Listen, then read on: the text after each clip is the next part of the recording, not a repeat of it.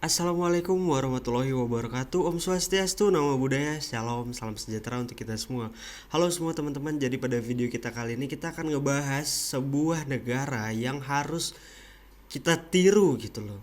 Ini salah satu negara yang keren banget, Pak.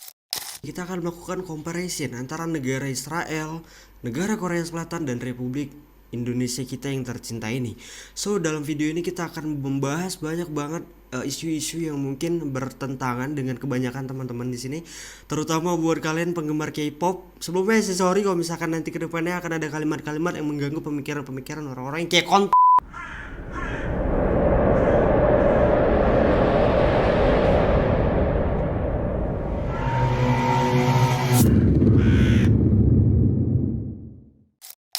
istilah yang sering banget kita dengar gitu ya, waktu kita sekolah, waktu kita nonton-nonton televisi, lihat-lihat video TikTok, itu kan jenis penjajahan kolonialisme gitu. Apa sih penjajahan kolonialisme? Mungkin kalian udah pada tahu lah ya, tapi kalau kalian nggak inget, aku coba bantu ingetin aja di sini.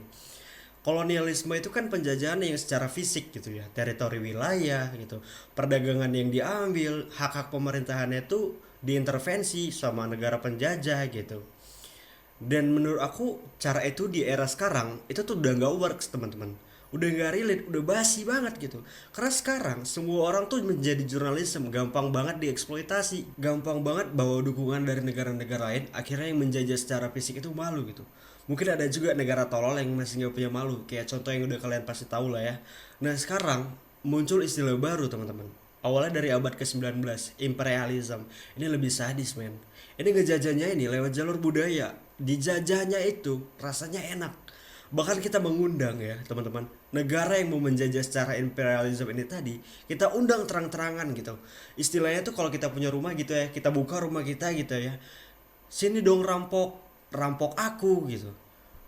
Tolol banget kalau misalkan kita nggak sadar gitu loh.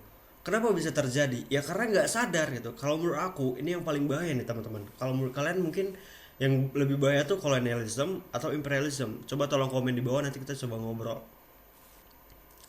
Nah sekarang yang terjadi di negara kita ya teman-teman, Korean Web ini tuh udah menjamur banget gitu, di mana-mana ada, supermarketnya ada, minuman soju halalnya ada. Bayangin soju halal ada, anjing. Teman-teman kepikiran nggak kalau soju bikin soju halal gitu? Buat apa? Biar supaya orang-orang yang nggak bisa minum alkohol itu jadi halal. Kan gila kan? Buat orang-orang ini tuh jamur. Tapi nggak sih, menurut aku ini cancer, guys. Cancer ini bisa nyebatin kematian gitu.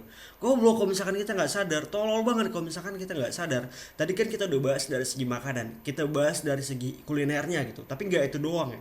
Gila, bener-bener kita diperkosa bisa-bisan, Pak. Kita dijajah bisa-bisan gitu. Kita ambil contoh ya teman-teman. Filmnya nih masuk, musiknya juga ada, travelingnya nih yang lebih parah. Ada paket kursus liburan ke Korea sambil nonton konser, sambil operasi muka, sambil sedot lemak. Bener-beneran kita dijajah habis-habisan.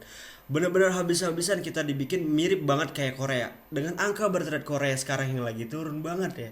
Turun drastis, bahkan udah ngalahin Jepang nih. Ini tuh ada potensi Korea itu bakal jadi negara yang gak ada penerusnya lagi gitu.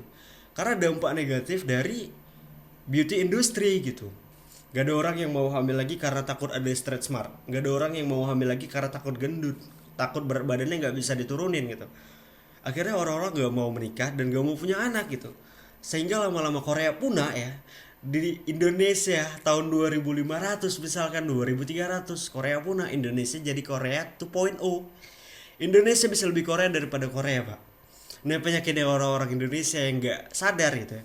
Bukan orang Indonesia doang ya, pemerintah kita yang nggak sadar. Penyakitnya itu adalah mikirin kalau ini semua tuh terjadi begitu aja gitu. Ini tuh ada grand plan besar, teman-teman. Nah dari awal pemerintah Korea tuh tahu dia tuh negara yang miskin, tidak punya sumber daya alam, makanya dia fokus ke manufacturing. Mereka fokuslah produksi mobil-mobil gitu ya. Pendapatan negaranya itu ditopang oleh mobil Hyundai, teman-teman. Nah sejarah itu karena ada kepemimpinan rezim militer, ada pemerintahan rezim sipil, sehingga ketika rezim sipil lebih dibuka gitu ya, mindset pemerintahannya dibuka, kebudayaan barat mulai masuk. Ada satu momen ketika film Jurassic Park itu melebihi pendapatan dari penjualan 1,6 juta mobil Hyundai. Ini kan langsung jadi mind blowing buat pemerintahan mereka gitu, sehingga mereka langsung pivot, mereka langsung switch gitu ya. anjing kayaknya kita harus bikin juga gitu. Kita harus fokus juga sama industri kreatif ini gitu loh. Karena resource-nya itu teman-teman gak akan habis. Ketika mereka mulai dapat kesadarannya itu gitu, mereka langsung switch. Ini tuh di planning sedemikian rupa gitu. Sama pemerintahan mereka dipikirin baik-baik. Itu tahun 90-an sampai kita lihat Korea di titik sekarang ya. Itu prosesnya tuh 20-30 tahun teman-teman. Nggak tiba-tiba Korea se-booming ini gitu loh. Nah tololnya kita berpikir kulitnya doang mbak. Dipikir kita ayo kayak Korea-Koreaan bikin boyband tolol. TikToker dikumpulin joget-joget. Nggak segampang itu gitu loh. Nah kalau misalkan kita mau lihat lagi ya referensi dari Korea, dari Amerika teman-teman, semua sama. Itu ada concern khusus dari pemerintah ikut mikirin, pemerintah ikut hadir, pemerintah ikut sadar gitu. Baru itu tuh kejadian. Pertanyaan aku ya, kapan pemerintah kita tuh sadar terus hadir gitu? Di level sadar aja kayaknya nggak ada gitu loh. Nah padahal teman-teman ya, kalau kita sama-sama tahu di bangku pemerintahan saat ini itu tuh udah banyak banget musisi, banyak banget seniman-seniman gitu. Kenapa nggak ngeluarkan aspirasi itu gitu? Atau mungkin kita masih sibuk dengan kepentingan pribadi yang ada di dalam gedung sana? Aku nggak tahu. Kita lanjut aja teman-teman. Sebenarnya sih gini ya teman-teman. Target mereka tuh simple. Mereka tuh cuman pengen masyarakat dunia itu menjadi ATM berjalan buat Korea gitu. Nah, itu kan gila banget pak. Sekarang kita coba lihat ya, intervensi pemerintahan Korea Selatan dalam sektor anggaran. Nih tahun 99 digagaslah The Best Law of the Culture Industry Promotion dengan mengalokasikan dana sebesar 148,5 juta dolar. Itu tuh cuman untuk memajukan produksi budaya seperti membuat festival film, teman-teman. Itu baru film doang tahun 2002. Festival Film International Show dan Festival Film Internasional Busan. Jumlah total yang dikucurkan oleh pemerintah Korea pada tahun 2002 adalah sebesar 1,3 miliar dolar atau sebesar 1,15% dari jumlah APBN Korea Selatan, teman-teman. Nggak sampai di situ aja, ada proses yang berlanjut sampai di tahun 2023. Pemerintah Korea Selatan itu mengalokasikan sekitar 790 miliar won. Itu tuh setara dengan 9,6 T, teman-teman, untuk mendukung perusahaan-perusahaan startup atau rintisan di industri kreatif gitu loh. Nah hal ini juga didukung oleh kebijakan pemerintah Korea. Mereka tuh motong pajak ya untuk pekerja kreatif, semuanya dibebasin gitu. Mereka berkarya sebebas-bebasnya gitu. Tapi kebijakan sensornya tuh lebih lunak gitu. Coba teman-teman bayangin deh. Gila negara Korea tuh bener-bener support ya industri kreatifnya. Mereka bikin karya sebebas-bebasnya, segila-gila itu. Makanya jadinya tuh karya mereka tuh keren banget gitu. Pembentukan karyanya, jenis karyanya, pemerintah ikut serta gitu. Beda banget di kita. Sandy, SpongeBob, tetenya disensor. Goblok banget, ngerti gak? Kayak emang kita bisa ngaceng liat gituan. Kan dangkal banget gitu loh. Dan menurut aku ya teman-teman, hasil dari pemerintah yang intervensi dan mau denger dan ngerti, ya hasilnya keren gitu. Sukses kayak Korea. Kita ambil contoh Korea karena terjadinya di era sekarang, Korean Web ini gitu. Tadi kan aku udah bilang nih guys, kalau Korea itu menggunakan benar-benar SDM mereka buat menarik hati seluruh dunia gitu. Sampai bikin mereka jadi ATM berjalan. Tadi aku udah ngomong gitu di awal. Dan sekarang Indonesia jadi ATM berjalan buat Korea Selatan. Sekarang kita mulai dari indikator yang aku dapat dari analitik YouTube.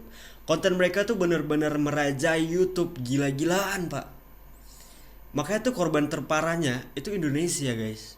Makanya kalau kita kayak gini terus gak pernah sadar, Indonesia nanti bukan Indonesia emas 2045 gitu ya. Indonesia akan lebih Korea daripada Korea. Dan sekarang aku mau breakdown ya. Kita coba dampak-dampaknya tuh seperti apa ya buat Indonesia.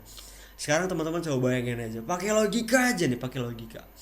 Kalau sampai drakor atau K-pop udah menguasai pasar Indonesia secara masif, berarti kan akan ada pergeseran value ya. Kalau karya-karya tanah air seperti Sheila On7, Dewa, semua akan kegeser sama mereka gitu. Kalau udah kegeser, dampaknya apa buat pekerja kreatif di Indonesia gitu? Dampaknya kita akan buat konten pakai bahasa Korea pak. Teman-teman bayangin gak? Udah kejadian di TikTok.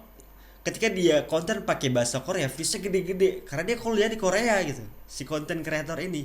Jadi lo bayangin ya, harus pakai bahasa Korea bikin lagunya, bikin konten harus pakai bahasa Korea, bikin sketch harus pakai bahasa Korea, bikin film harus pakai bahasa Korea, bajunya harus pakai Korea-Koreaan, hanya untuk dagangannya itu dibeli sama bocil-bocil yang lahir di Bekasi, lahir di Kerawang, lahir di Cijantung, yang lahir di Tulungagung, Banyuwangi. Itu miris anjing. Nah, mereka tuh udah nginjek gaspol dari tahun 2015. Kuota ekspor hiburan mereka itu benar-benar tinggi banget, Pak. Dan makin tahun makin menurun. Tapi bukan soal ekspor mereka yang menurun gitu, tapi soal keberhasilan ekspor mereka ngegas dari tahun 2016 yang hari ini dampaknya tuh jelas gitu, menyeluruh dan ada di sekitar kita. Dan ini baru sektor hiburan teman-teman, belum dari sektor industri. Brand-brand kosmetik mereka udah menggeser brand-brand kosmetik lokal yang berakhir ya tergerus lah dari beli dalam negeri. Belum lagi di sektor pariwisata tahun lalu ya, di 2023 220.000 orang Indonesia jalan-jalan ke Korea, Pak. Dan KTO ya, yang disingkat KTO, Bapak Yan Sube, itu mereka menargetkan 300.000 wisatawan Indonesia untuk tahun 2024, dan itu tercapai. Gak tanggung-tanggung bos, itu 30% bangsat, itu tinggi gitu. Nah, dari keresahan aku bikin konten ini tuh, aku tuh ngelihat udah jelas banget gitu. Aku tuh sadar, tahu dan sadar ya, identitas budaya kita itu lama-lama bakal kegeser, lama-lama hilang. Aku sih penasaran gini gitu loh. Sebahaya ini kok aku gak pernah ngeliat pemerintah kita atau pemimpin kita yang serius dan mau menyikapi hal ini gitu loh. Harusnya kan ini tuh ancaman ini udah sama pentingnya kayak ancaman stunting, ancaman pendidikan gitu ya. Kelaparan, kemiskinan ini sama gitu. Bahkan ini dampaknya lebih parah gitu loh. Apa sih metodologi yang dipakai oleh pemerintah kita gitu? Kok gak ada penyuluhannya gitu loh.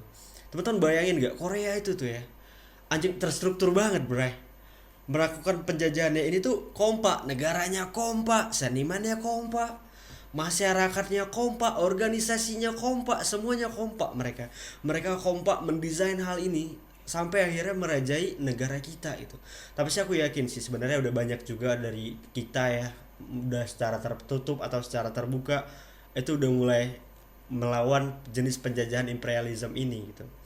Teman-teman bayangin lah kalau Korea itu ya pakai metodologinya kekompakan gitu ya, akurat, semuanya dipikirin, semuanya dikaji, pemerintahannya ikut, anggarannya ada, kebijakannya juga dipikirin, semua elemen pemerintahan turun, serius menghadapi ini. Iya mustahil sebenarnya Indonesia bisa lolos dari jenis penjajahan kayak gini gitu kalau pemerintah kita yang nggak kompak, kalau masyarakat kita nggak sadar, kebijakan anggarannya nggak ada, kebijakan politiknya juga nggak ada.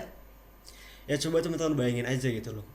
Emangnya pun kalau kita nih kompak ya, negara kita kompak, kebijakan anggaran kita ada, kebijakan politik kita ada, emang pasti menang? Ya nggak juga anjing. Kompak aja kita belum tentu menang, apalagi nggak kompak. Sebenarnya sih sial sih negara ini yang menjadi penjajahan budaya gitu. Mereka tuh jadi konsumen buat penjahat yang sedang menjajah mereka gitu.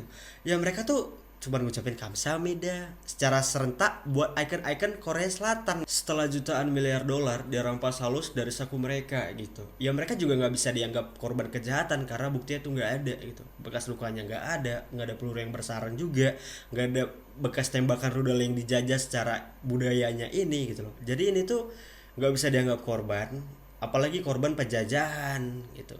Justru tuh sebaliknya teman-teman, gimana orang-orang tolol dan goblok ini, mereka tuh keren dan modern, padahal tuh jati dirinya tuh berceceran di toko-toko brand luar negeri gitu loh, karena kanal-kanal budaya bangsa lain gitu ya. Semoga video barusan tuh ya bermanfaat lah buat kita pribadi, at least buat aku pribadi lah ya, karena aku pribadi juga masih banyak salahnya dan masih banyak belajar.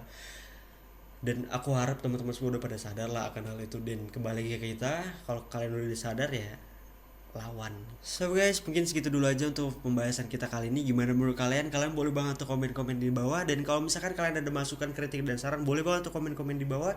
Dan mungkin kalau kalian ada yang berbeda pendapat, pro dan kontra, boleh banget tuh komen-komen di bawah. Nanti kita akan coba diskusi di bawah. Dan kalau misalkan kalian ada berita-berita menarik lainnya, cerita-cerita menarik lainnya yang pengen aku bahas, kalian boleh banget tuh komen-komen di bawah. Dan ya, terima kasih buat kalian yang udah nonton sampai habis guys. Jangan lupa untuk klik tombol like, comment, dan subscribe di channel kita yang ini, karena itu salah satu bentuk dukungan kalian terhadap channel ini. Dan ya, terima kasih sekali lagi aku ucapkan buat teman-teman semua, karena aku yakin kalian semua yang di sini adalah orang-orang yang awesome, special, and amazing. You just have to believe it. And I'll see you guys in the next one. Goodbye.